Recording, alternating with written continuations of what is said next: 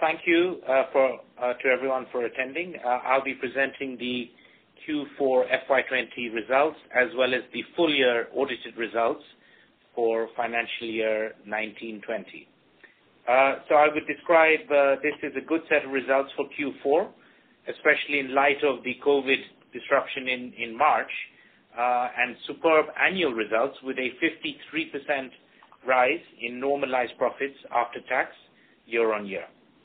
The normalized earnings per share, EPS, after minority interest, but excluding the employee stock protection plan, which is a non-cash charge, was 10 for the year. That is 10.0 for financial year 19-20 versus 6.6 earnings per share a year earlier. So, as I said, that's a rise of 53% in the EPS, earnings per share, on the normalized basis, which is very pleasing. Now I'll go through the quarter four results as well as the full year profit and loss figures. The total revenues for Q4 were 1,241.6 crores versus 1,852 crores a year earlier.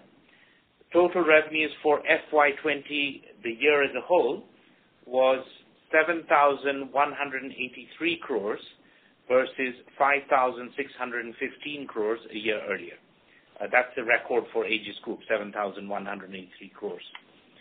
The EBITDA for quarter four was 158.4 crores versus 117.8 crores a year earlier. So that's a rise of 34% year on year in the Q4 EBITDA for the group. EBITDA for the full year FY20 was a record 563.3 crores versus 412 crores a year earlier. That's a year-on-year rise in full year EBITDA of 37%. The normalized PBT, profit before tax for Q4, again, that is excluding the non-cash accounting charge of the employee stock protection plan, the normalized profit before tax was 128 crores for quarter four versus 86.5 crores year earlier. That's a rise of 48% in the quarter, year on year. And the normalized pre-tax profit for the year as a whole, FY20, was 446.3 crores versus 302.3 crores a year earlier. Again, a rise of 48% year on year. And finally, the normalized Q4 profit after tax, after minority interest, that is profits net income after tax, after minority interest available to Aegis common shareholders, was 75.6 crores in Q4 versus 62.1 crores a year earlier. That's a rise of 22%. And the normalized profit after tax for the year as a whole, FY20, was 338.4 crores versus 221.3 crores. That's a rise of 53%, as I said before. So a very good set of results for quarter four, especially in view of the start of the lockdown in the last week of March, but also an excellent set of results for the year as a whole, up 53% year on year.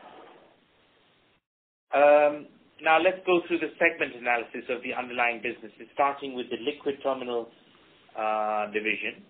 The liquid terminal division revenues for quarter four were 53.3 crores versus 46.8 crores a year earlier. That's a rise of 14% in revenues, even with the lockdown in the last week of March. So that was quite pleasing that there was a rise of 14% in quarter four, year on year. And the full year results also were pleasing. For FY20, it was a record 208 crores in revenues for this division. We've never broken 200 crores before, so that's 208 crores for the year as a whole for the liquid terminal division revenues versus 183 crores a year earlier. That's a rise of 14% year on year in revenues. And that, I would say, is a creditable rise after the expansion of the Cannula liquid terminal and the Mangalore and Haldia terminals. expansion. So that's a creditable rise in revenues. As far as the EBITDA figures for the division were concerned, in Q4, the EBITDA for the division was 36.7 crores versus 29.2 crores a year earlier. Again, a healthy rise of 26% in Q4 year on year. And EBITDA for the year as a whole, FY20, was 140 crores versus 104 crores a year earlier. That's a rise of 35% in EBITDA in this division for the year as a whole. I would just like to say, as far as quarter four was concerned, even though obviously it was the start of the coronavirus crisis and lockdown in India in March, despite that, we as I said, we had a rise in the EBITDA of 26% in quarter four, year on year. That's a lot of that is because our model here is storage, mostly based on storage revenues. So that the goods, the inventory was there in the tanks from most of the clients, even though it's true that starting from the last week of March, the amount of tanker deliveries reduced drastically, dispatches, because obviously the government was not allowing non-essential goods like certain chemicals to be transported. So despite that disruption, because our model here is based on revenues from storage, we continue to earn well in this division. Now let me go through the gas terminal division, first starting with revenues in quarter four, 1,188 crores versus 1,807 crores year earlier. Most of you are aware that gas prices go up and down, so it's not so much the revenues that matter, but the underlying sales volumes, which I'll go through in a few minutes. EBITDA for quarter four was 122 crores versus 89 crores a year earlier. So that's, again, a healthy rise of 37% in the EBITDA for the gas division. Of course, here, because LPG was an essential product, even though there were supply restrictions on transport, road tankers, in other products, many other products, LPG, the government said was an essential product, so that continued to be dispatched. And here, of course, the model is, business model is not storage revenues, but it's very much dispatch volumes, throughput volumes, and so therefore that was important that the LPG continued to flow. And I think I'm proud that Aegis played its role in the making sure that the cooking gas, LPG, flowed throughout the country during this crisis. When there was a tremendous crisis during this lockdown, we made sure that the LPG kept flowing in all our terminals and made sure that the demand was satisfied for cooking gas when everyone was locked down at home and were cooking, obviously, at home. We made sure that there were no supply interruptions at all as far as Aegis was concerned, and good performance by our management, particular operations staff. Now let me come to the year as a whole for gas division. That was the quarter four figures. The revenues for FY20 was 6,975 crores versus 5,434 crores a year earlier. And EBITDA for the gas division as a whole for the year FY20 was a record 423 crores versus 308 crores a year earlier. That's a rise of 37% in the gas division EBITDA for the year as a whole. Now let me go through the LPG volume analysis for the quarter four as well as for the year as a whole. Starting as ever with the throughput volumes in our LPG terminals in Mumbai, Pipavav and Haldia together. Quarter four, the throughput volumes, LPG throughput volumes, were 728,364 metric tons versus 710,000 tons a year earlier. So a small rise of 3%. Good to see a rise in sales volumes in quarter four, despite the start of the lockdown in March, the last week of March.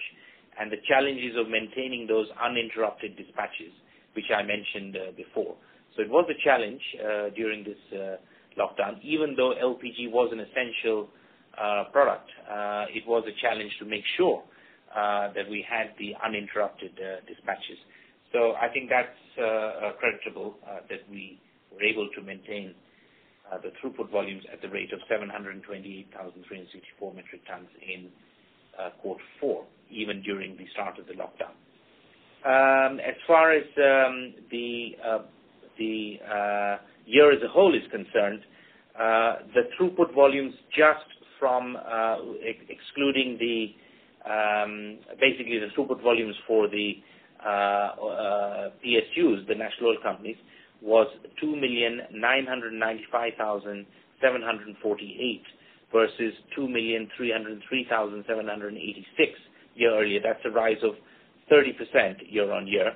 Of course, when you add up the volumes in bulk industrial sales in our own retail, we will have crossed 3 million tons for our total throughput of LPG through the terminals. But I'm just saying, I'm dividing up just at the moment for the PSU throughput. So that was just short of 3 million, 2,995,748 for the year, which is a record.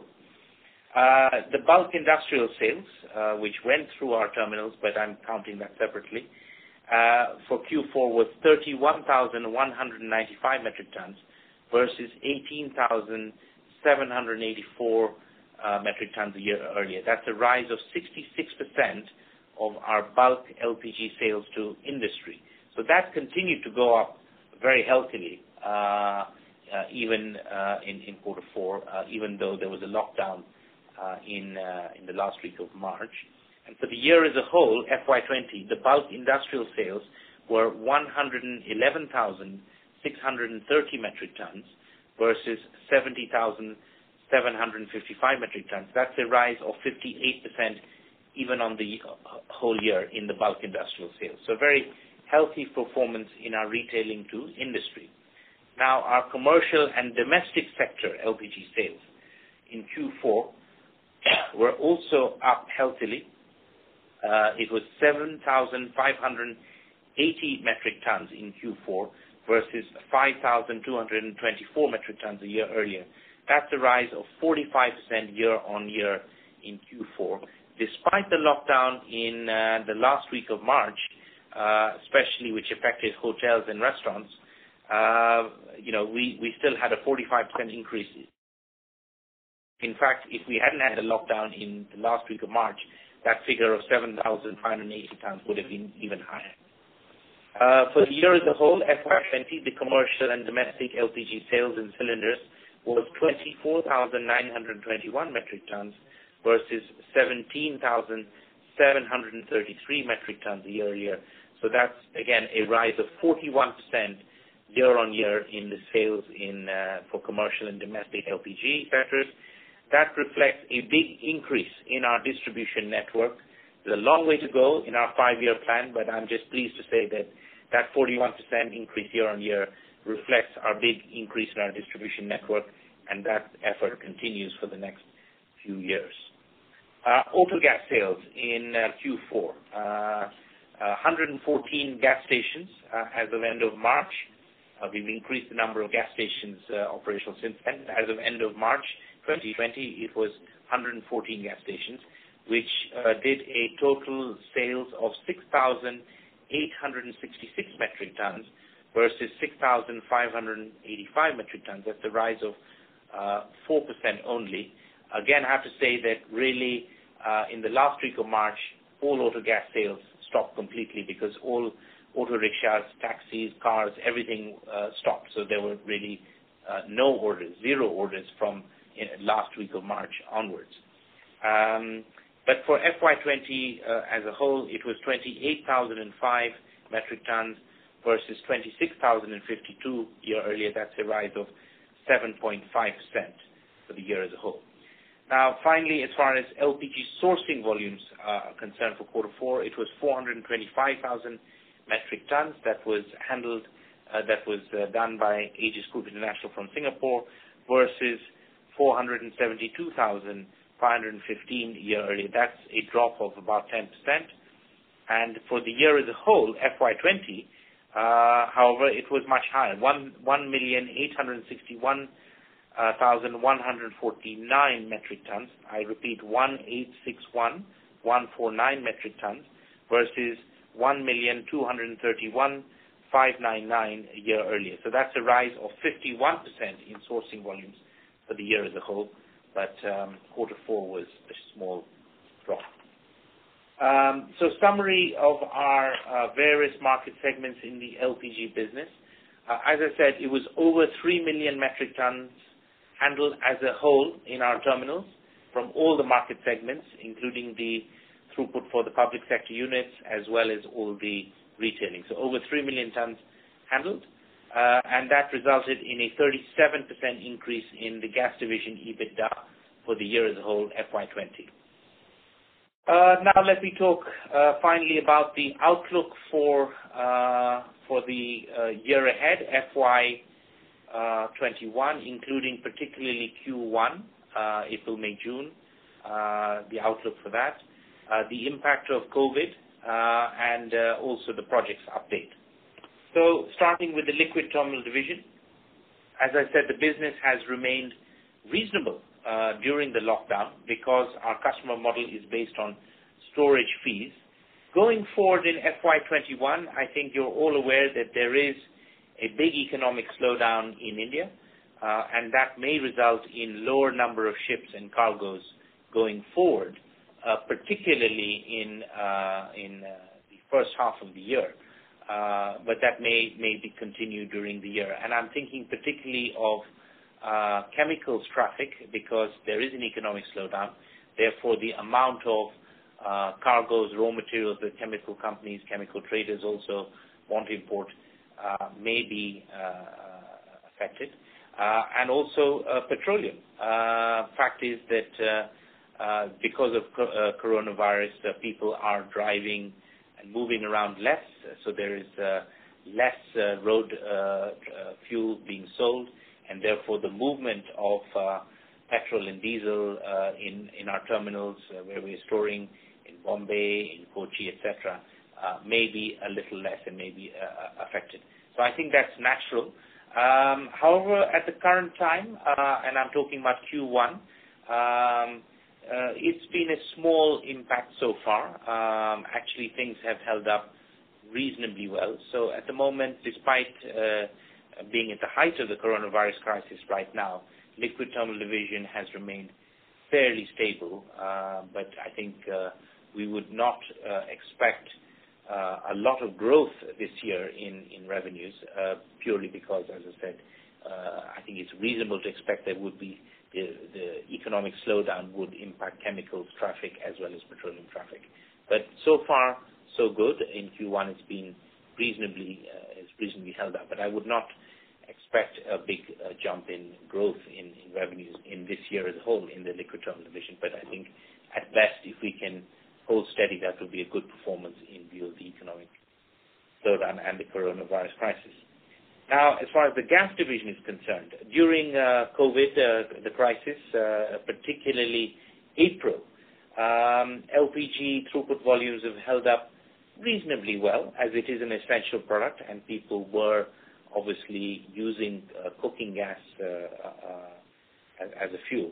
But however, I would like to say that the outlook for quarter one, as far as LPG throughput volumes are concerned, is potentially a small drop in sales volumes versus the quarter four figure, which I reported was over 700,000 tons. A small drop in volumes we might expect, as the LPG inventories are currently high in the country. There was a lot of spot tenders by the PSUs in April because there was a panic that there was going to be a lot of LPG cooking gas required, and the refineries had shut down essentially in April.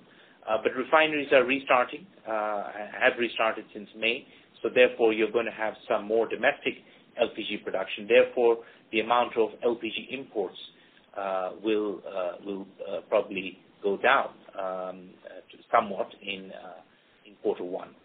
because of the high inventories and the restart of domestic production, which wasn't the case in the month of April. And so I think it's probably a small drop expected in throughput volumes, I think it's fair to say. And also our PayPal terminal volumes will be disrupted because of the ongoing railway gantry project work. So I would not want to say that there will be more than a small drop, but we probably expect a small impact on the throughput volumes. Retail was badly affected in April and May. That is when obviously the height of the lockdown in April and May, because obviously all taxis, auto rickshaws, hotels and restaurants were completely closed in April and May. And I think naturally we have seen very small sales in the retail to those sectors, and that would impact the sales volumes in April and May. However, we have got some bounce back in June, which is good, particularly in auto gas, because some states have opened up the restrictions early, like Karnataka, which is our biggest sales volume for auto gas anyway. So we've seen actually a sharp bounce back in some states because the auto gas stations restarted, and as the auto rickshaws and taxis have restarted. But then there are other states which are very slowly opening their restrictions on auto rickshaws and taxis. But slowly it's beginning to come back. So we will see some bounce back in June, but April and May was obviously badly affected for retailing auto gas. And also the same for hotels and restaurants. Slowly in June, state by state, some of the sales are coming back as far as the commercial sectors are concerned as they reopen, some states faster than others. So I don't think it's likely that things will go back to normal in quarter one. Obviously, April, May was very bad. But even quarter two for retail, I would expect some continued growth and bounce back from the low levels it was. But I think it's unlikely that things will get completely back to normal in the first half of the year. That means Q1 and Q2 for retail. It will obviously depend on how fast the restrictions are lifted state by state in terms of the lockdown. But that is beginning to happen. But obviously we're not through the worst of the coronavirus crisis. So that is going to continue to impact on Q1 and Q2, certainly. So to summarize, our overall guidance for Q1 is, as far as the LPG division is concerned, is probably a small drop in LPG throughput volumes expected versus Q4. I emphasize a small drop, not unexpected during the height of the lockdown, particularly in April and May. But things will begin to bounce back as the restrictions are lifted in Q2. But we will remain profitable throughout. I hasten to add, every month, April, May, June, will be profitable for the group as a whole in the LPG division and the liquid division. But I think there will be some impact during the height of the lockdown, particularly in April and May. June will be even better, much better. Now let me go through the projects update. I'm very pleased to announce, at long last, the Uran-Chakan pipeline has been commissioned in the month of June, at long last. So I can confirm that it's been commissioned, and the first gas was piped in early June and has continued to be piped through to HPCL. But we expect the full capacity to be reached only in the second half of this financial year, FY21. That means in Q3 and Q4 onwards, from October onwards, and to then generate incremental earnings in the second half of the year. Incremental earnings when it reaches maximum capacity in the second half of the year.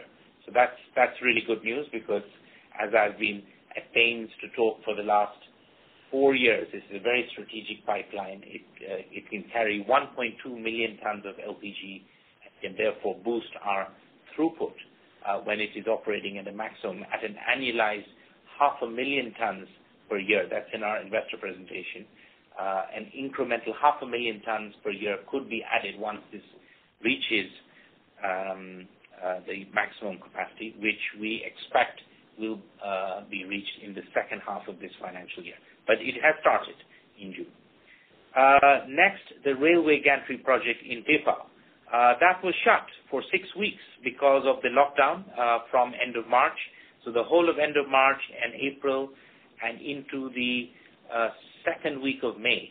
But then we got the permission in that state, in Gujarat, in that locality, to restart the project at long last after 6 weeks. So that project is going to be delayed by about 3 months from where we initially expected. But we now can confirm that we expect to start that railway connectivity by Q3. So instead of Q2, because of the shutdown of our project, all staff were not allowed to work. But when we were allowed to restart in the middle of May, and the project is going in full swing now. We expect to start the railway connectivity in Pipavav by Q3 of FY21, the current year, and we will then expect to boost sales volumes, throughput volumes in Pipavav in the second half of this financial year, second half of FY21. So just like Chakan Pipeline, the second half of this financial year from October onwards, we expect that to boost the Pipavav throughput volumes.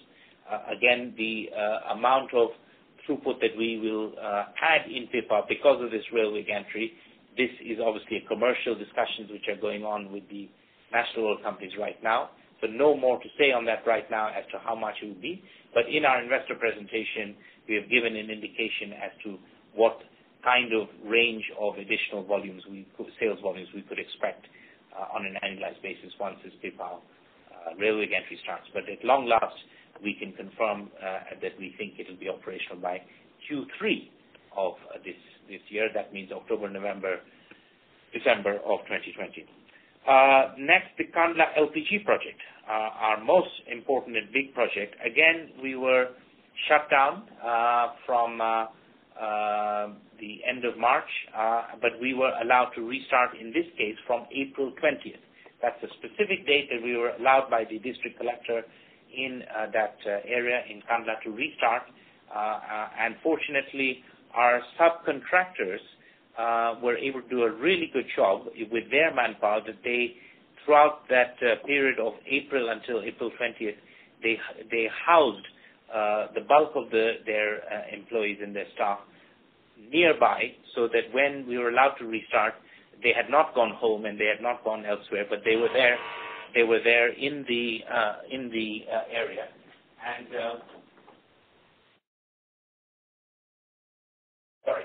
and they were allowed to restart the work on April 20th. That day when we got the permission, because the subcontractors were housed by them around the area in Pipavav, they were able to bring those people back, and April 20th we actually got back working.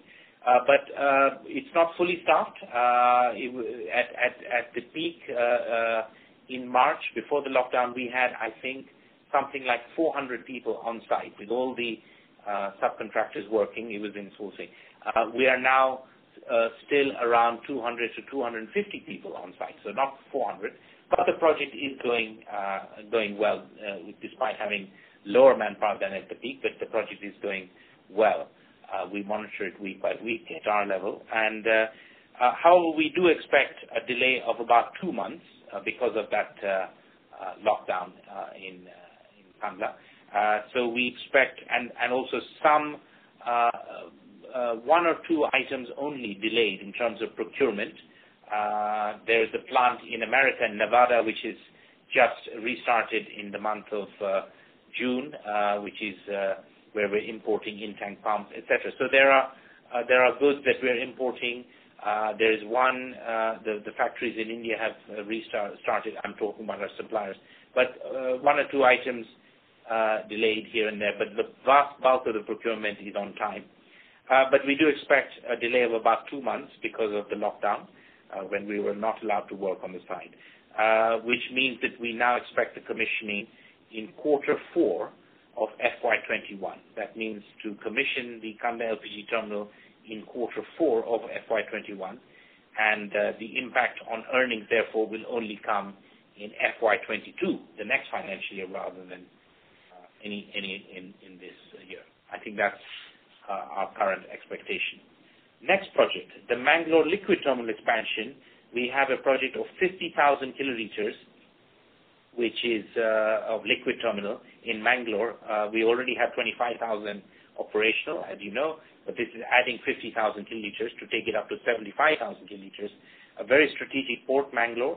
That project is ongoing, and actually that's on time. We expect to complete in this financial year, and the impact on earnings will come in FY22. So that project is on time, and we expect to commission that this year, and then the impact on earnings will come next year in FY22. Finally, there is a small project in Haldia, in our H4 plot, Haldia 4 plot of 12,000 kiloliters. That's ongoing, and we expect to finish that by the first half of this year, FY21. So the impact on earnings will come in the second half of this year for that small project of 12,000 kiloliters in Haldia in FY21. So let me conclude by saying, despite the challenges of a weak Indian economy going ahead and the coronavirus crisis, which is still not over, obviously, in India, we have not yet reached the peak in India. As far as Aegis Group is concerned, we expect to continue growth in earnings in FY21, driven mainly by the new projects being commissioned this year, such as the Chakan pipeline, the Pippa railway gantry, and some bounce back in the retail LPG segment. However, the first half will be softer due to the lockdown impact, the first half of this financial year, FY21, as I explained, particularly in Q1, when the height of the lockdown was in April and May. But the second half may be stronger once the Chakan pipeline and the Pippa railway gantry is fully operational in the second half, and some bounce back in retail is expected as the restrictions are lifted, particularly in the second half from October. And so I think that's probably the picture that we can give for FY21. We do have a strong balance sheet in Aegis Group, very little debt, and that's a really good position to be in times like this, tough times like this, when we don't have very much debt in our balance sheet. In fact, we have surplus cash reserves, and that gives it's a good time to have a strong balance sheet in this time of crisis. And we do continue to have a bold medium-term growth plan, which is laid out in our investor presentation, and we'll continue to fund that, given that we are profitable and we have surplus cash flow coming in from operations, and we'll continue to fund that growth plan, and we'll continue to execute it as we had before. I can also report that the board has approved a final dividend yesterday in our board meeting of 1.2 rupees a share. Our final dividend, the dividend, was for financial year. This is the operator. Sorry to interrupt you. Sir, your audio is not coming clear. Can you hear me now? Yes, sir, much better. Thank you. Yes, I was just saying about the dividend that the board has approved a final dividend of rupees 1.2 per share, meaning the full year dividend for financial year FY20 was 1.7 rupees a share, including the interim dividend that we had declared earlier. 1.7 rupees per share for FY20, which is an increase of 21% on the dividend of the previous year, FY19. And that reflects a balance between confidence in continued growth in earnings, but with caution about the economic outlook in India and the continued coronavirus crisis, especially in the first half, first half of this financial year, FY21. So we are, although we did have a 53% increase in earnings per share in FY20, which is an excellent performance, we are the board has recommended to shareholders an increase of 21% in dividends, reflecting that caution in the first half of this year when we are in the midst of this coronavirus crisis, while Aegis continues to do well in terms of profitability. We should be cautious in the first half of this year in terms of the sales volumes that I described, but we do expect the second half of the year from October onwards. At the current time, subject to obviously the usual caution about what happens with coronavirus crisis, but at the current time, because of the new projects which will achieve maximum capacity, the Chakan pipeline and the Pipa railway gantry project in the second half of the year, and the expected bounce back in retail, assuming no further lockdowns in the second half of the year from October, we expect that to boost the earnings in the second half of this year, leading to an expected growth in earnings for the year as a whole, FY21. So that is my presentation. We can now take questions. Thank you very much. We will now begin the question and answer session. Anyone who wishes to ask a question may press star and 1 on their touchtone telephone. If you wish to remove yourself from the question queue, you may press star and 2. Participants are requested to use handsets while asking a question. Ladies and gentlemen, we will wait for a moment while the question queue assembles.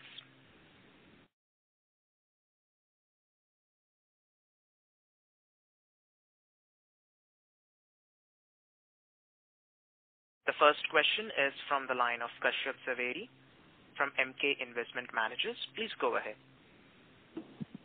Hello. Yes. Thank you very much, sir, for the opportunity, and I hope everyone at your workplace and home is safe. And congratulations for great set of numbers for the quarter. My first question is just a clarification.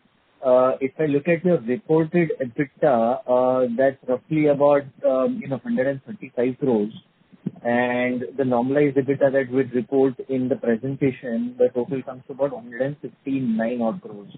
This is the first time that I'm seeing such a large variation of in excess of about 23-25 crores between these two numbers. So what explains that? If I look at the previous quarter also versus 158 reported in the presentation, the EBITDA reported in SABI format was about 152 crores. So there was no large variance, but this quarter I can see there is fairly large variance over here.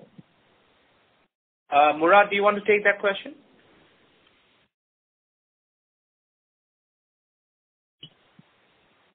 Can you please repeat your numbers? Yeah, sure. So if I look at your EBITDA in the presentation, normalized EBITDA for the quarter, 122 crores plus 37 crores gas and liquid, total comes to about 159 crores.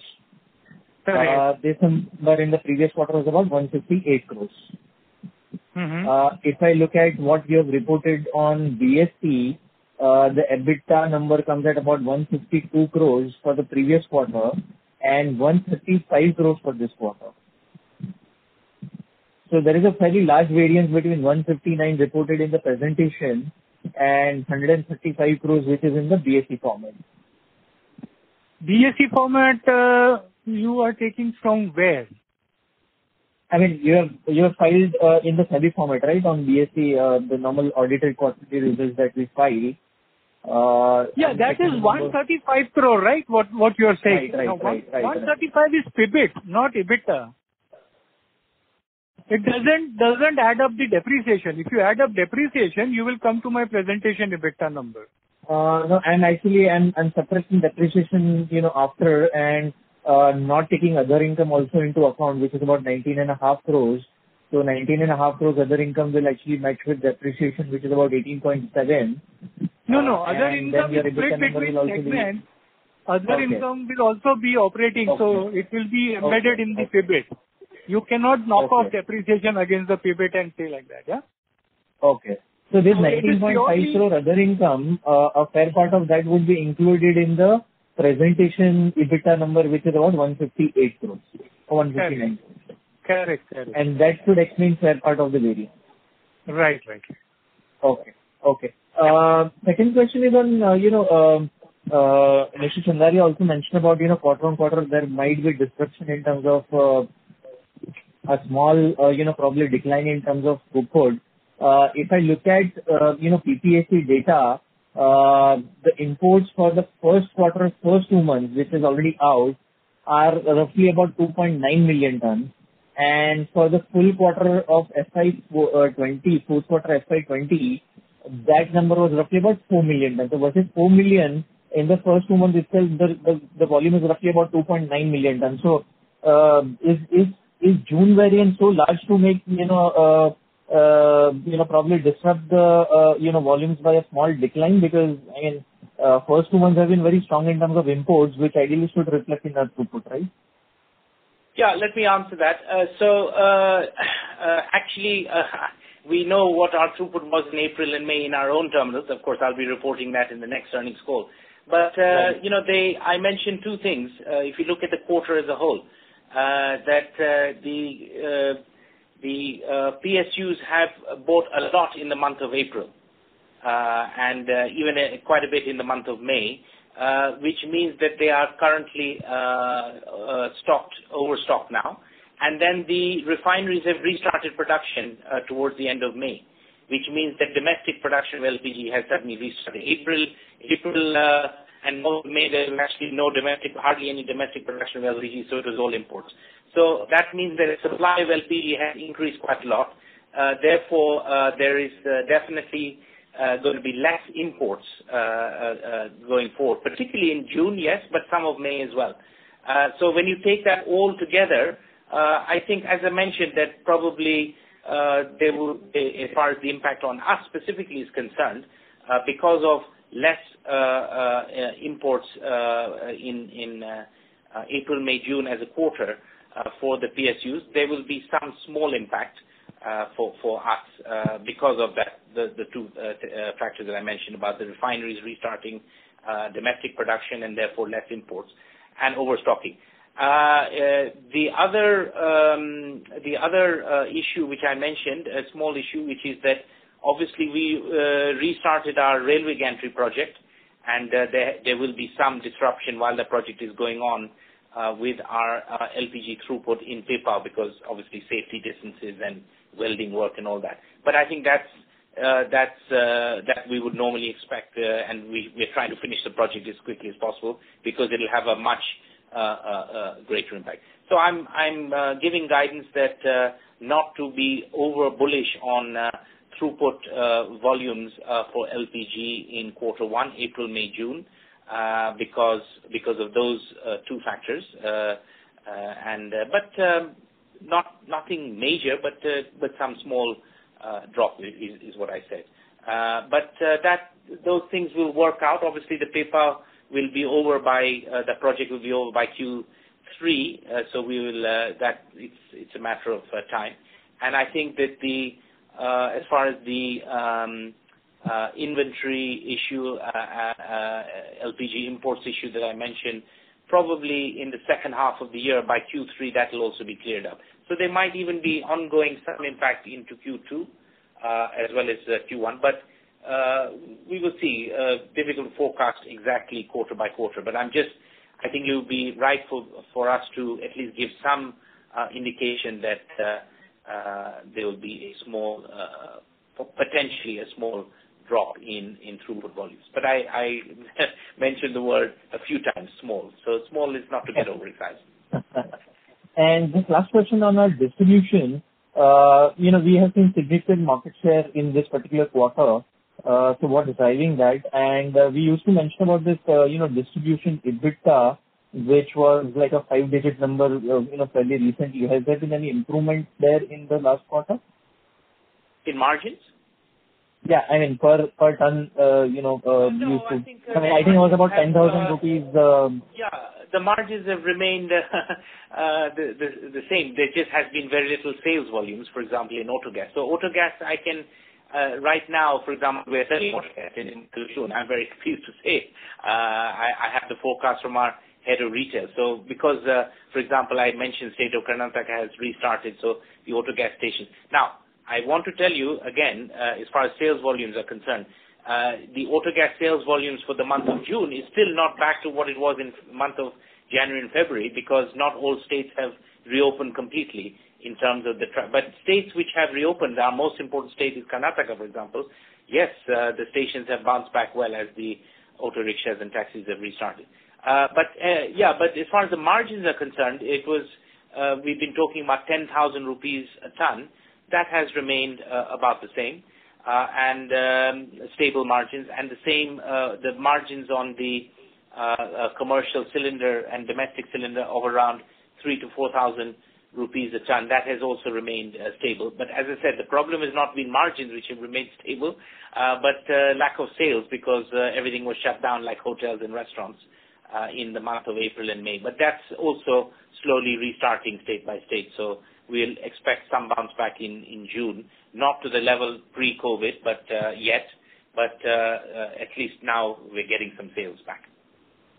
And on market share, I mean, what drove the market share gains in this quarter? Sorry, I couldn't hear. Growth in market share, did you say? Yeah, I mean, versus about 30,000 on an average we used to do last year, we went up to about 41,000 total, and now at about 46,000. Not really relevant to talk about growth in market share because we've had very little sales in April and May. So I think right now it's just get the sales going again, which we have started in June, I'm pleased to say. So forget talking about market share right now. Just get some sales. We'll see where we are in market share once we are able to restart most of the places. And look, let's be honest about it. When you have a mass lockdown and or a curfew, as I call it, when nobody's allowed to go out anywhere, especially in April and May, throughout the whole country, national, how do you expect the sales to go on? Particularly, for example, transportation, as well as no one was allowed to go to restaurants and hotels. But as I said, states are at different stages in opening up. Some states are worse than others, but I think at least things are beginning to restart as far as the retail sales are concerned. But as I said, we'll worry about market share when things are fully open. Sure. Thank you very much, sir. That's it from my side. Thank you. The next question is from the line of Shalin Kumar from UBS. Please go ahead. Yeah, hi, sir. Thanks for the opportunity and congrats on a good set of numbers.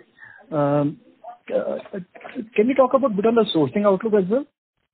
I might have missed in case you have talked about it. Sourcing outlook, I think there will definitely be less spot tenders because the oil companies in April did a huge amount of spot tenders. Actually, we couldn't even fulfill some of those because there was a mad scramble for ships and all that with this whole thing going on, the coronavirus. So anyway, I think they're not going to do very many spot tenders now. So probably is going to be the normal kind of annual tenders or 6-month tenders that we expect. So probably and as I said, there will be less imports for the next few months. Probably it looks like than there was in the month of April, which was a very, very big figure because of the panic buying of these public sector units, because of the restart of the refineries' domestic production. So there'll probably be less imports for the next few months. I think the situation will become a little clearer by quarter 3. I'm sorry to keep saying that things will get better from quarter 3 for everything, but that's what our current expectation is, purely because India is still we haven't reached the peak in the coronavirus. So that's why quarter 1 and quarter 2, although things are opening up now for sure, but there are still real hotspots, as you know, in cities like Bombay and Delhi and Chennai and blah blah blah. So I don't think it's fair to say that even on sourcing things will get back to normal. But so in summary, even on sourcing, I think the first half of the year will be a little slow compared to normal, but we might expect there to be more imports and more tenders in the second half of the year. But as I always say to most of you, now this is a very small part of the business. The margins are around $2 per ton, $2 per ton. It's not a great game changer. So whether it happens or not is not a big impact on earnings. But yes, you asked the question, so. Yeah, sure. Thank you. Also, just following up from the last participant, intuitively we expected good quarter. So two reasons, like as you rightly said, refineries were shut, so more import. Also, that scheme announced by Prime Minister for around free cylinders to some 8 million families for 3 months. So shouldn't that take care of demand even for coming months as well? The inventory, whatever the inventory they have, it should be since there will be additional demand because of the scheme as well. Yeah, so you're right to highlight that. That's a good point. There has been a positive impact on demand because of the Prime Minister's scheme. That's true. But against that is supply. So it's really the balance between demand and supply. So I think you're right that there has been a boost in demand because of that. But then that has worn off to some extent because, that was for a period of time, extra 2-3 cylinders. And then against that is the increased supply as the refineries have restarted production. So, it's what I'm kind of describing is the balance between that demand and supply. And our best guess for quarter one, April, May, June, is that there will be somewhat a small drop in the level of imports and therefore the amount of throughput that we do. Again, I say small drop, nothing to write home about, but I don't see at the moment, and obviously we are watching the figures every month or every week even. I don't see at the moment a big jump in sales volume. So therefore I'm saying that either stable or a small drop is probably a reasonable expectation. What happens in quarter two? Again, it's very difficult to forecast at the moment, but it depends on all the factors that I mentioned, the amount of domestic production that happens, the amount of demand, and then the amount of stock levels. So difficult to forecast, but I think probably it's a safer assumption to assume that Q2 might be still softer, but Q3 and Q4, because of the factors that I mentioned, the Chakan pipeline and the Pepar railway gantry, that seems to be reasonable to expect that would be a jump, shall we say, in our own throughput volumes because of those two projects rather than the overall demand situation. And also, I think, yes, normally anyway, the festival season in Q3 is there, Diwali and all that, and I hope that India has passed its peak in the coronavirus. So, it's based on that we expect the second half of the year, the throughput volumes to be growing again, but the first half of the year may not be growing, is what I'm really indicating. Sure. And so the last bit, any intelligence on competition or competing terminal, more so like Adani, and also the status of BPCL terminal at Haldia? Yeah, so Adani Mundra terminal has already started, I believe, in Mundra last October. So it was about 9 months ago, whatever. So they are continuing the throughput. Of course, they are not at full capacity at all because they are only able to move by road. They don't have a pipeline. So that carries on. We will be ready with our Cannula Lpg terminal, as I said, delayed by possibly 2 months, so delayed to Q4 of this financial year instead of Q3. But we are making progress on our pipeline interconnectivity work that I've mentioned several times. We're making progress despite the COVID lockdown. The meetings still go on Zoom and all that. We're making progress. As far as the Haldia LPG terminal is concerned, obviously they are delayed because of the lockdown. Their project is delayed.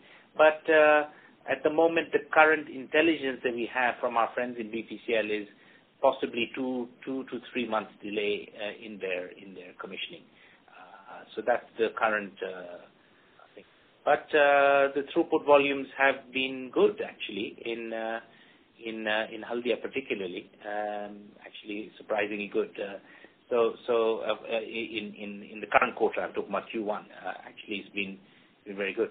So demand continues well in that particular location, and the throughput continues to be good. I had a board meeting with Itochu the other day. I think it was actually yesterday. Sorry, on that particular joint venture which we have with them in Haldia, and they also complimented the management for particularly the operations management in Haldia for continuing with the supplies at such a time.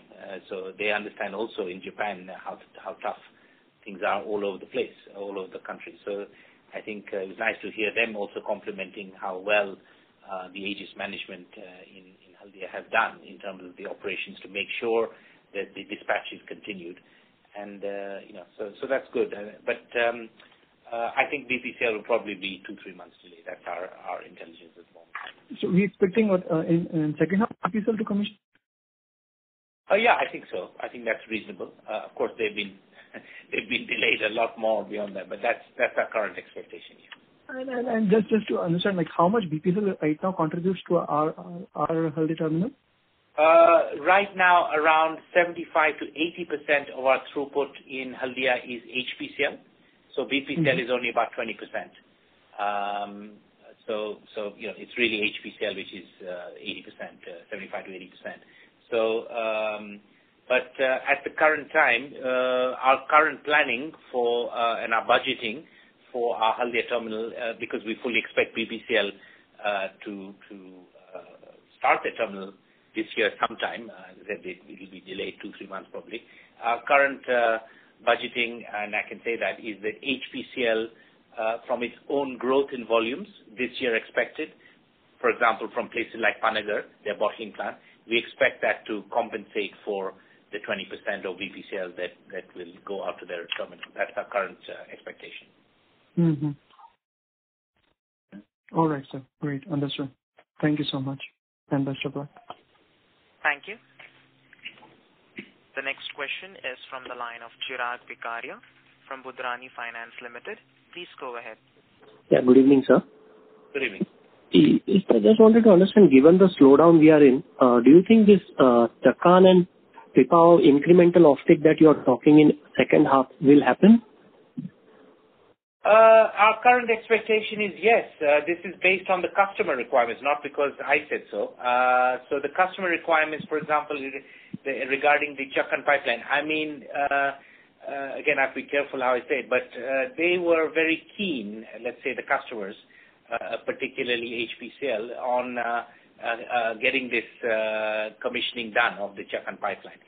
So our expectation, based on what we hear from the customers, is that because it will be huge savings for them once they use this pipeline, right? Instead of moving the same goods by road, by moving the pipeline. So it's our current expectation is that there will be a good boost to volumes, even over and above the current volumes that they take. That's based on customer indication to us, which is why I can say it. As far as the Pipa railway gantry is concerned, I already mentioned that it's been difficult for us to talk to the customers about railway gantry, because it hasn't been completed. But the discussions have already started on Zoom in the last couple of weeks since we restarted the work, and every indication that we have so far is that they have identified particular bottling plants which have railway sidings in the north, particular specific bottling plants which have railway sidings in the north, which I repeat, where they would like, this will be big savings for them to take it through the railway gantry from Pipa compared to what they're doing now. So in other words, diverting from other terminals to Pipa. So there is commercial sense behind it, both in Chakan as well as the railway gantry, that it will be major logistic savings for them to do it, which is why it gives us confidence it will happen. Okay. And how much incremental ESOP is there balance to be written off? As per the plan which I have set out earlier, I think it's in previous earnings calls. So they will, for example, this year, Murad, you can just explain how much will be expensed this financial year, FY21? And I think FY22 is a little bit more. last year we debited 238 crores. This year it will be 90 crores, and then the year next 14 crores. That's about it. Okay. The bulk of it was taken as an accounting charge last year, FY20, and then there'll be an amount that he mentioned for this year, and then a tiny amount, 14 crores, in the FY22. Okay. And two questions for Mr. Murad. This other financial liabilities have gone up for FY20. What is that cost? That is AS 116, I believe. That is what you're talking about, 300 crores. 316 crores. Yeah, so there the lease now has to be worked out, the operating lease has to be worked out at the present value and taken as an asset and depreciated and correspondingly liability created. Okay. So it is an accounting entry due to AS 116, which I got it. And sir, this last one, for FY21, the effective tax rate would be, there is some tax note that you have written. So what would be the effective tax rate for FY21? I think it will not be much different than the current year, maybe 2-3% more than the current year. So it will be somewhere around 18%. Less than 20% is around or little less than 20% is the effective tax. Okay, sir. Thank you. Thank you. The next question is from the line of Dipesh Kashyap from Equirus. Please go ahead. Yeah, hi, sir. Thanks for taking my questions. So my first question is on your slide number 16, where you show the expectations for LPG imports till FY35. So the government plans to double the refining capacity to 500 million tons by 2030. And also the government is getting very aggressive with the city gas distribution, in which they aim to cover 70% of the Indian population. So just wanted to, even if you factor in the delays, you think this can be a big structural threat to your business? How do you think about it, sir? Yeah, look, as far as refinery expansion is concerned, I think, I can explain it to you like this. The world has changed. And this is before coronavirus anyway, but even after coronavirus. The idea that there's going to be a massive expansion in refining capacity in India, given that there's been such a sharp drop in petrol and diesel and jet fuel demand, and is very unlikely in any time soon. So I really would not like to assume that there'll be a massive expansion. Multi-billion dollars anyone is likely to spend on refining capacity. The world has overcapacity in refining now, including in the Middle East, which is 3 days away from India. So I think it just doesn't make any commercial sense. Similarly, on the citywide gas distribution, a lot of hype has happened. Not unusually in India. It happens all the time. And I'm afraid any businessman who is operating in India knows that current economic conditions are really difficult. Okay. And not for the next 3 months. It's going to be for the next 2-3 years probably. There's a huge problem in the financial sector, which was pre-COVID, and now post-COVID, the non-performing loans is going to be. So the idea that there are going to be lots of companies and entrepreneurs who are going to be setting up, spending crores of capex on setting up citywide gas distribution networks, with all its difficulties, and I can go through for a long time. I don't have time now. It just doesn't make sense. In fact, my clear forecast, it's my opinion, is that many people will walk away from those commitments, and it will not happen. So a little bit will happen, but most of it is not going to happen. People don't have money to invest. Companies don't have money to invest. Entrepreneurs don't have money to invest, with very few exceptions. One of which is Aegis, which actually has a strong balance sheet, so we're going to carry on with our investment. But I would now. So, and the last point is, as far as natural gas is concerned, pipe natural gas. Please understand, it is extremely uncommercial proposition to be even forgetting not having any money, but it's extremely uncommercial proposition to build pipelines to every house and every apartment block. To spend crores and all that, plus building a national pipeline grid, which is also very, very expensive. And so I think the most likely scenario is that LPG will be the primary cooking fuel for the next few decades in India, because there's very little investment in infrastructure required, with the exception of some of the terminal capacity that we're building and all that. And actually the government, look at what the government is doing. The government is spending money, the PSUs are spending money on building LPG pipelines, not so much on the LNG pipeline. The government is pushing the PSUs, IOC, HPCL, BPCL, to increase the LPG import infrastructure. In fact, they are the ones who are saying, okay, please build Aegis, please build some more import terminals. So that's what's happening on the ground. Very little action right now is happening on natural gas, citywide gas distribution networks for the reasons I gave. Not just because of COVID, but because it actually doesn't make commercial sense. So I think our opinion is very strong that actually for cooking, a country like India with thousands of villages, etc., it is LPG where the growth is there for many years to come, and we put a 15-year forecast here. I think that's what the international LPG world, if you talk to the LPG world, which we do all the time, that's what they believe as well, that India is, and I've said this many times, India is recognized in the LPG world as the most attractive growth market for LPG imports in the world in terms of size, a major importer, over the next 20 years. And that's why we at Aegis have decided to focus so much on the growth in LPG. Understood, sir. Very helpful. Sir, secondly, the ongoing projects that you talked about, the proposed capex comes to around 485 crores. Out of this, how much has already happened and how much should happen in FY21? Murad, do you want to take that for the existing projects? Yeah, around 40% is done and 60% would follow. And that should happen this year, right? Yeah. And Murad, sir, one more question. Can you help me with the closing balances of ROU assets and liabilities on March 20, please? Because I think that those numbers are clubbed. Will be difficult. If you will write to us offline, we will provide you. Sure, sir. Thank you. Thank you.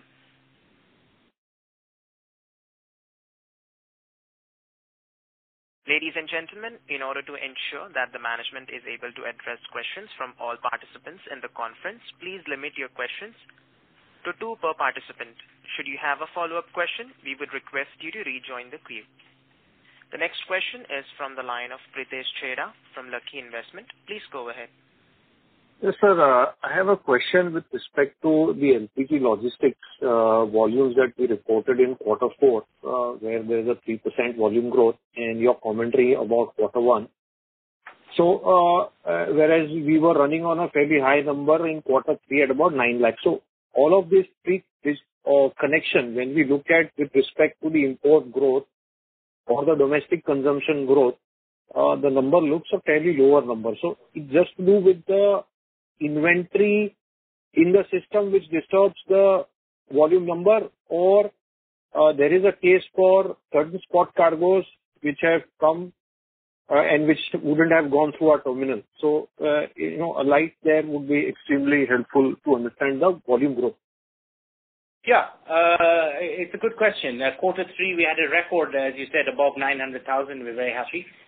Q4, actually things were going quite well in January and February, but the coronavirus was going on in March as well. Yes, the lockdown was last week of March, but there's no question that there was a rethinking of some imports, etc. And then because the PSUs did not know, exactly what was going to happen. Then, of course, there was a panic when they did put the lockdown.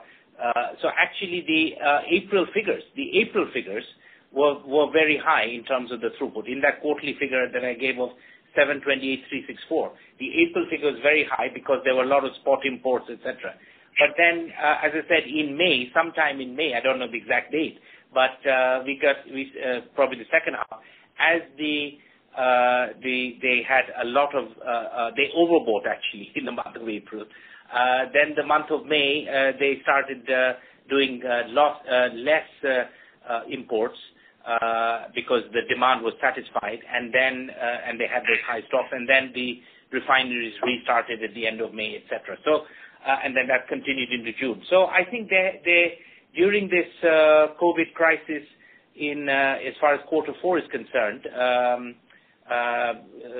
Sorry, I think I was talking about January, February, March. I didn't mean April. I'm sorry, I mentioned April. I meant January and February was very high, and then in March there was some uncertainty, and then in April it again spiked up very high, and then May. All right, so month by month there have been some swings in the figures, the import figures and the amount of tenders during this very uncertain time of COVID, which made it difficult for the PSUs to forecast exactly what was going to be demand and what was going to be stocks. I think that's why it's in times of volatility, it was a little difficult for them to forecast also how much to import, how much not to import. So that January and February was normal, all right? I think that's fair to say, and actually things were going well. March, there started to be some uncertainty, volatility, because that's when India started realizing that, this coronavirus crisis may hit. And I remember I was in India. That was the last time I was in India at that time, when people in India were watching what was happening in the rest of the world. They were watching what was happening in China and what was happening in Europe and all that. So things started becoming volatile from March, is my point. That continued into April and into May. And, so that's, I think, natural to expect that there to be some volatility. And I think it's probably unreasonable to expect that, while all that uncertainty and volatility is going on, that things will be a smooth linear growth curve. I think that's unfair to think that. What I have indicated is, to be clear about it, is that actually things have held up well in the LPG business. I'm actually proud that we got 728,364 metric tons in Q4. You will see the figure in Q1. I said it might be a small drop. So things have held up, but I think with these volatile times, it would be unfair to think that things just carried on growing as they were before this volatile times. But I said there's some good news around the corner because of the new projects, Chakan pipeline, which you heard about from me many times, I know, and the Pipa railway gantry is similar. That will all come on stream, and and that will have a positive impact, significant impact. If you look at the figures, significant impact from Q3 onwards, which is not so dependent on outside environmental factors or There's cannibalization of road rail with your pipeline, right? With the pipeline volume. That's right. We'll be diverting that into our terminals because of pipeline and because of the railway gantry. So that's a fairly certain thing, and because so is it fair to assume in that incremental 500,000 tons in half yearly benefit you will get for the Uran Chakan? Half of that 500,000 ton can. Yeah, half of that 500,000 ton can flow in? I don't want to give an exact forecast, but as I said, if you see our investor presentation, I have said that at the maximum, the Chakan pipeline on an annualized basis could mean an incremental 500,000 tons, and the Pipa railway gantry could mean another 500,000 tons. That's 1 million tons more annualized from those two sources if things are operating at maximum capacity. What the actual figure will be, we'll see, but we have a chance to start generating those types of volumes from the second half of this financial year, which will be a good thing for the year as a whole. And just clarifying, when you're telling small drop in volume in Q1, your reference number is Q4 LPG logistics volume of 728,000 tons, or your reference number is... That's right. It's with reference to that Q4 figure, which is the published figure of 728,364. 28,000, okay. That there may be, either it will be similar or a small drop is kind of what I'm saying. And lastly, sir, there is a unit EBITDA profitability which is significantly higher this quarter. If I look at the LPG business, just taking the EBITDA and dividing by the logistics volume, the deviation that we see is to do with the... Yeah, sorry. It's difficult to give a general answer because obviously there are different segments in that, etc. So I'm not sure the answer, to be very honest, on that because the throughput, the EBITDA margins are stable on all the various things. But I think we probably just see how it pans out in future quarters, and you'll see. No, I'm just asking here, the deviation is largely to do with the extra profitability that we are getting on the distribution side. Oh, yeah. Sorry. If you're talking about Q4, yes, you're right, because obviously yes, you're right. Now I understand your question. Yes, because the retail distribution margins are higher. I mentioned autogas 10,000 tons, rupees a ton, and we've had in Q4 we had higher sales from both I mentioned the commercial sales were 45% up year on year, and the autogas was also good. So obviously that means greater margins because those are high. The retailing was higher margins, and more sales means higher margins. In your unit profitability, there would have even expanded further, right, versus the Q3. There would be even further expansion, right? Yes, I think so because we had greater sales. We had more stations, and in Q4 compared to Q3, we had new commissions, for example, in autogas, and every ton is 10,000 rupees more profit. And we had more dealers for the commercial thing, and we had higher sales, even Q4 versus Q3. So yes. And lower LPG price. Unfortunately, in Q1 now, because of the lockdown, that some of that would have gone out, as I said many times, because of the lockdown.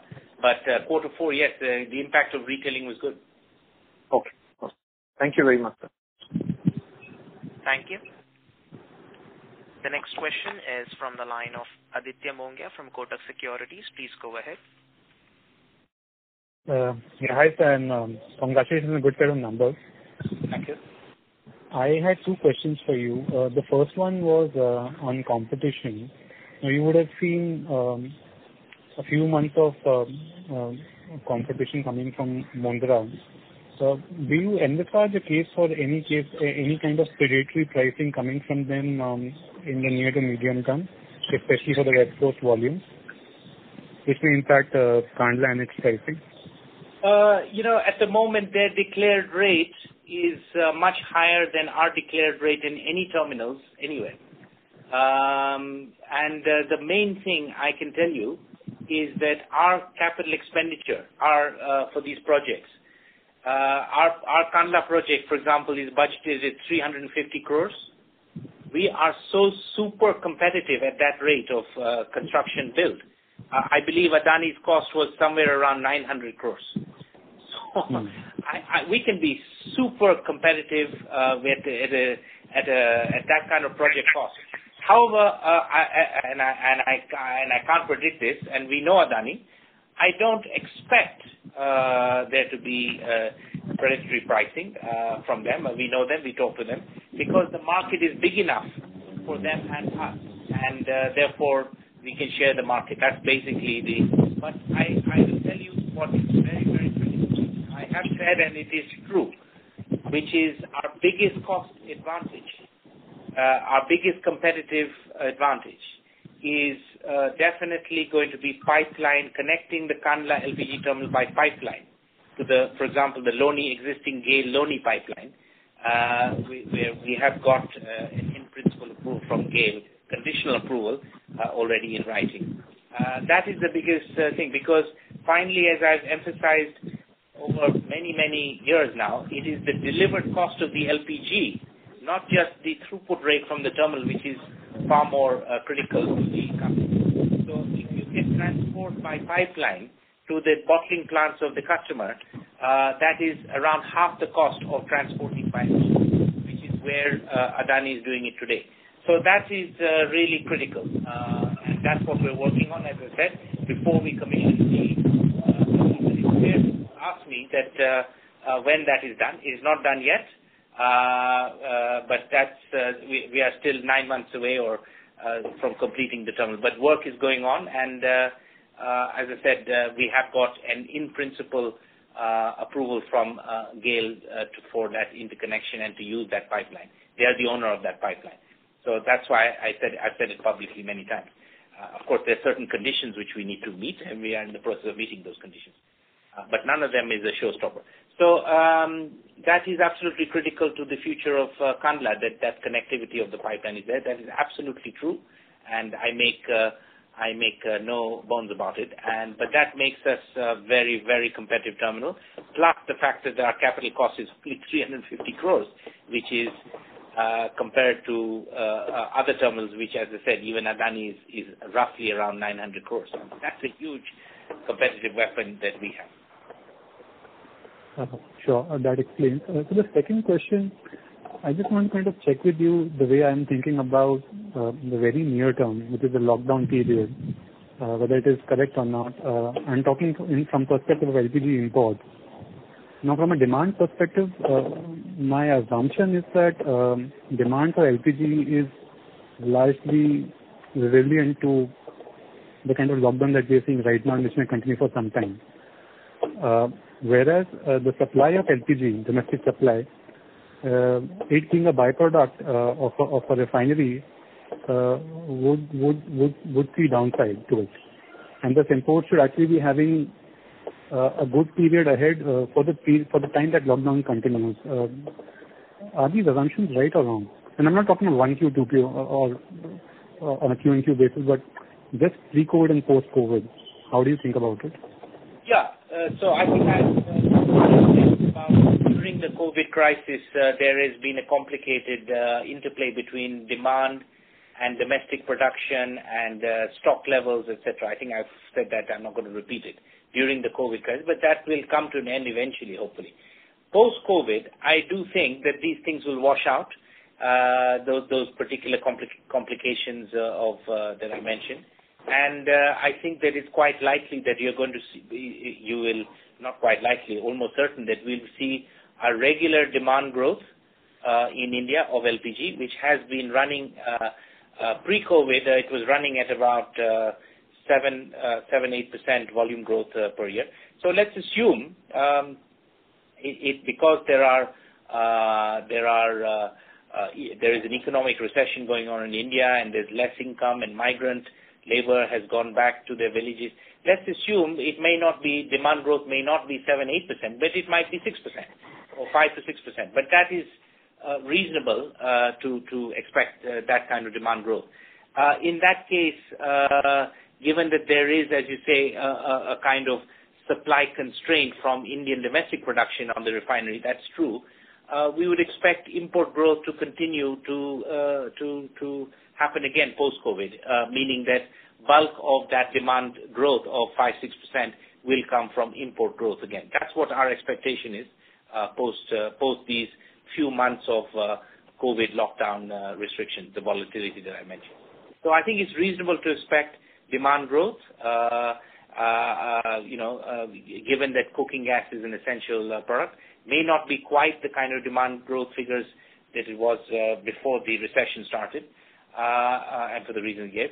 But I think we expect reasonable demand growth, possibly 5-6%, and we expect bulk of that to come from import growth as well.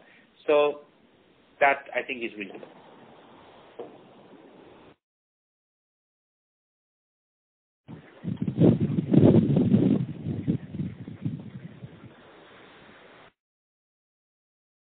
Mr. Aditya Monga, is your question answered? Yes, those were the questions from my side. Thank you. Thank you. Ladies and gentlemen, due to time constraint, we'll take this as a last question. I now hand the conference over to Mr. Chandaria for closing comments. Thank you very much. A lot of questions today, more than usual. Maybe everyone is still working from home. I don't know. Anyway, I would just like to summarize that, look, there are challenges in India that we're all aware of a big recession, which is going to be global plus in India, and there is still a continued coronavirus crisis. India has not reached its peak yet. Don't know when that peak will be reached, and then even after the peak, it takes months for the curve to go down. We all know that. So during these uncertain times, I think what we are trying to do at Aegis is try to manage our way through these uncertain times, volatile times, with a fortress balance sheet, with very little debt, and with net cash reserves. And I'm pleased to be able to say, as I said today, that every month of this coronavirus crisis, we have remained strongly profitable and strongly cash generative. Despite still restarting our projects, CapEx, we've been generating surplus cash flow to the extent that we're able to raise our dividend by 21% year on year, which shows us some confidence. But I think we remain cautious about the near term, particularly Q1 and Q2, especially in the LPG throughput business and retail. Cautious meaning not to give a view that there's going to be a big growth, because I think that would be unreasonable, but cautious in saying that we would expect to maintain current levels or a small drop in sales volumes, and also cautious in saying that there will be some impact on retail volumes, particularly in April and May, but there is already a bounce back in June. Not to expect that we will reach the sales volumes in retail that we had in January and February, which was very good, record levels, but to expect that there will be some bounce back in June and July and August and September, but it will still take some time to return to the sales volumes pre-COVID in the retail business. But the good news is, as I've emphasized, that we have some projects which are coming on stream in the second half of the financial year from October Q3 onwards, particularly the Chakan pipeline as well as the Pipa railway gantry, where all things being equal, if they are commissioned on time, as I said, and the projects are going on well right now, then that's going to positively boost the throughput volumes in the second half of the year, which will certainly help us to achieve some earnings growth in FY21. But during these difficult times, our emphasis is to be cautious and to also try and be cautious in our cash flow and liquidity management, continue with not taking on too much debt, hardly any debt, but we still are pressing ahead with executing our planned projects that we have, because they are going to lead to further growth in medium-term profits. So that is the summary, and we will expect to see you all, or at least on audio, in our next earnings call, which will be around the end of July. Thank you very much.